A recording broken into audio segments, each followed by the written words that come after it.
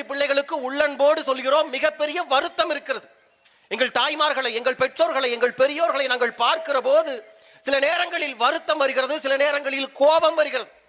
அப்படி என்ன கோபம் என்று சொன்னால், தொடர்ச்சியாக அண்ணன் சீமானும் அவன் தம்பிமார்களும் 15 ஆண்டு காலமாக இந்த மண்ணில் களத்தில் நாங்கள் நிற்கிறோமே, இந்த மண்ணுக்கு எந்த பிரச்சனை வந்தாலும் வந்த பிரச்சனையை எங்கள் சொந்த பிரச்சனையாக கருதி நாங்கள் களத்தில் நின்று போராடுகிறோமே, வழக்கை வாங்குகிறோமே, சிறையை நிரப்புகிறோமே. தொடர்ச்சியாக 15 ஆண்டு காலம் களத்தில் நிற்கிற பிள்ளைகள், நாம் கட்சி பிள்ளைகளுக்கு நீங்கள் தந்த ஊதியம் என்ன, சம்பளம் என்ன? ஸல்லல்லாஹு அலைக்கும் ஸலாம் நபிகள் சொல்கிறார், உழைத்தவனுடைய வியர்வை காய்வதற்கு முன்பாக அவனுக்கான ஊதியத்தை கொடுத்து விடு, சம்பளத்தை கொடுத்து விடு என்று சொல்கிறார். என்று சொன்னால் 15 ஆண்டு காலமாக இந்த மண்ணில் உழைக்கிற பிள்ளைகள், சீமானின் தம்பிகள், நாங்கள் இதுவரை நீங்கள் கொடுத்த ஊதியம் என்ன?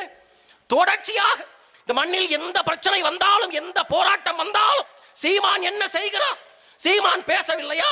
சீமான் களத்திற்கு வரவில்லையா? தொடர்ச்சியாக ஹைட்ரோ கார்பன் பிரச்சனையா, முதலில் வருவது அண்ணன் சீமான். இந்த மண்ணில் கூடங்குளம் பிரச்சனையா, முதலில் போராடுவது நாம் தமிழர் கட்சி.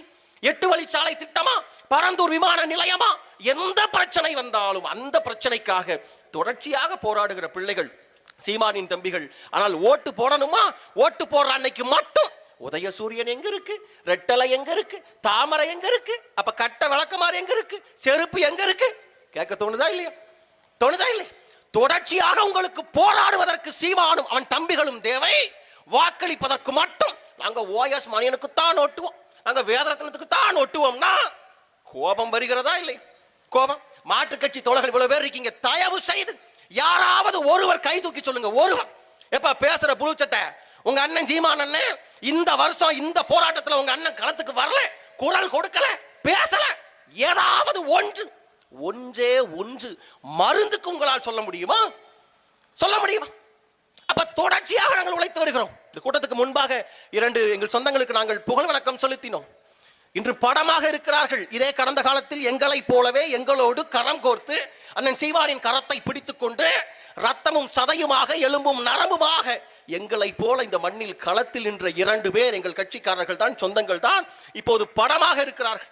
காரணம் என்ன? இந்த மண்ணுக்காக, இந்த மண்ணை மலடாக்க வந்த ஹைட்ரோ கார்பனுக்கு எதிராக போராடி களத்தில் நின்று உயிர் விட்ட பெருமக்கள் அவர்கள்.